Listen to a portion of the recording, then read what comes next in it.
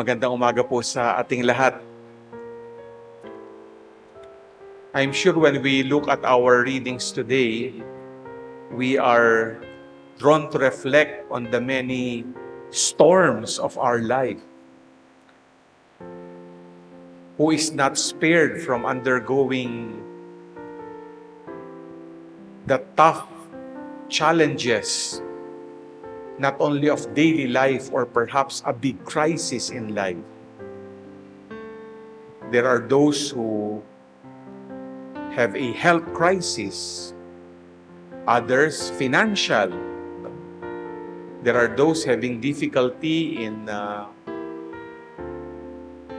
wounded relationships between spouses in the family. We also have our own national crisis, global crisis. Pag marami po tayong mga dinadaang ganitong bagyo sa buhay, no? Ano nga ba kalimitan yung mga lumalabas sa ating kalooban? And perhaps our readings today give us lessons that perhaps invite us to look into ourselves, who we are and how we actually react or even respond. The first thing usually is to question God. Di ba? Look at our first reading, the story of Job. No, alam naman natin ang kwento ni Job. No? If you look at the Old Testament, there was this wager between God and Satan. And the proposition was, if you take away everything from Job, and the Lord just bargained, do not touch his person, he will lose his faith. So alam naman natin ang kwento, nawalan siya ng mga mahal sa buhay, kabuhayan, kaibigan.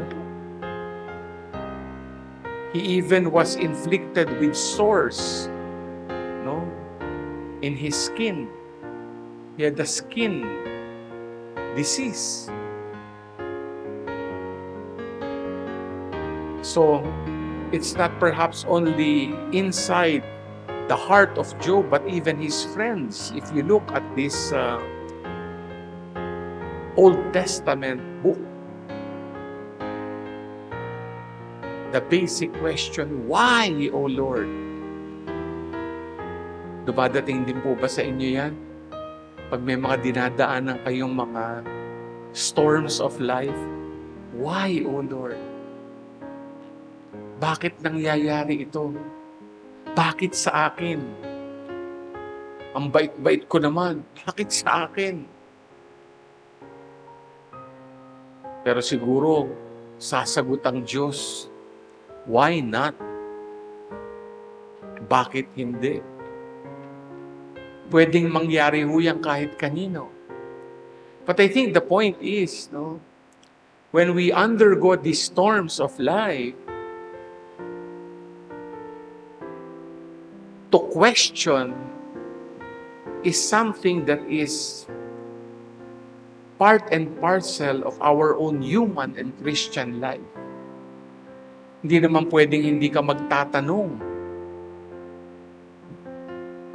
Mahalaga yan, lalo mong napapalalim yung iyong pananampalataya at pakikipag-ugnayan sa Diyos. The moment you begin to question, it is not losing your faith, but it is a movement to deepen your faith. A second reaction when we undergo the storms of life is we are filled with fear. Di ba yan yung nangyari dun sa gospel?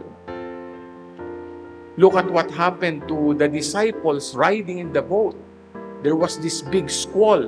You know, if you go to Holy Land, no, if you have been there, no, those who perhaps have undergone their pilgrimage, You wouldn't believe it, but the sea there, the Sea of Galilee, Sea of Tiberias, Sea of Capernaum, kung saan lang nandun yung lugar, kaya yun ang pangalan ng sea. But it's the same, sea, lake. It's very calm. But they say when there is a strong, wind burst, ayan, talaga daw, the waves are very strong. So that was what Jesus experienced with His disciples. And the disciples felt they were perishing. That's why they were filled with fear.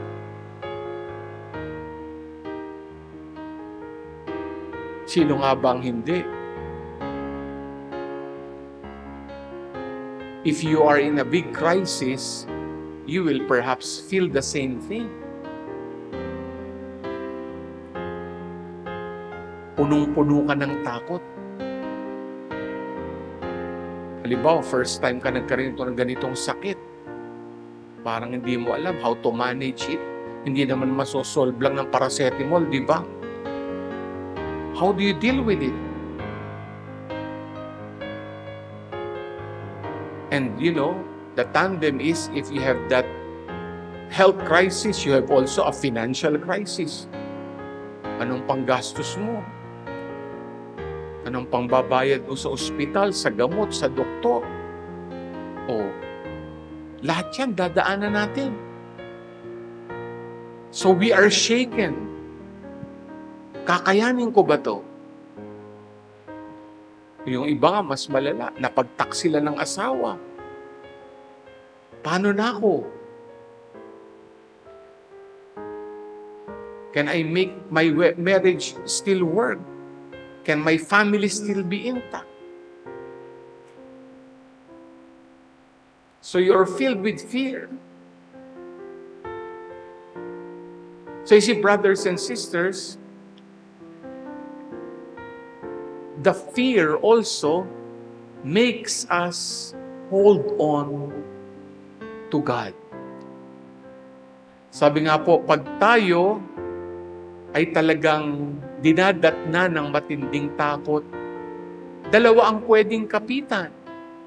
Pwede kang kumapit sa patilim o kumapit ka kay Lord. Alam mo naman, pag sa patalim ka kumapit o kung saan-saan, panandalian lang yan. May problema pa pagkatapos. Pero pag kumapit ka kay Lord, you trust in Him, you know you will be saved. So, the disciples, wala silang ginawa, kundi kumapit kay Lord. Ginising nila si Lord. And the Lord calmed the strong winds and the waves. And we know by our own experience, once we are in a big crisis, if we hold on to our faith and trust in God, the solution is there. Finally, if you look at our gospel, I think there is something that Jesus teaches us to deepen our faith. It is not only by means of questioning. It's not only by being filled with fear. It is by sleeping. Diba? Kita niyo ba si Lord? Ang ganda ng image. No? Ang lakas na ng hangin. Siguro talagang yung indayog nung sinasakyang bangka. Sound asleep. Kaya hindi maintindihan ng mga disciples. Mamamatay na tayo, natutulog ka pa ng mahimbing. Paano nangyari yon? And then, the Lord tells us, true enough, it is in deep slumber that we realize God is in control. We heard that in the first reading from the book of Job. Because the rationalization is, it is God who stills everything. And Jesus proves that when He woke up, He was able to mellow the storm. Di ba may mga karanasan po tayo? Kapag ang tindi ng problema, may nakausap po tayong kaibigan. Nabuhos na natin lahat yung mga dinadaanan natin. Minsan sasabihin sabi, itulog mo yan. Di ba? Itulog mo. Yung iba, hindi nakakatulog. Pero yung iba, pag nakatulog, pagising, nandun pa rin yung problema. Nakatulog ka lang nga. No? Pero ano po ba sinasabi nito? When you are in deep slumber, in silence, you ask the Lord in prayer, Lord, take over. Hindi ko kayang mag-isa to. That's why they say, the Lord sleeping is symbolic of prayer. Because when we pray in silence, we let go and let God.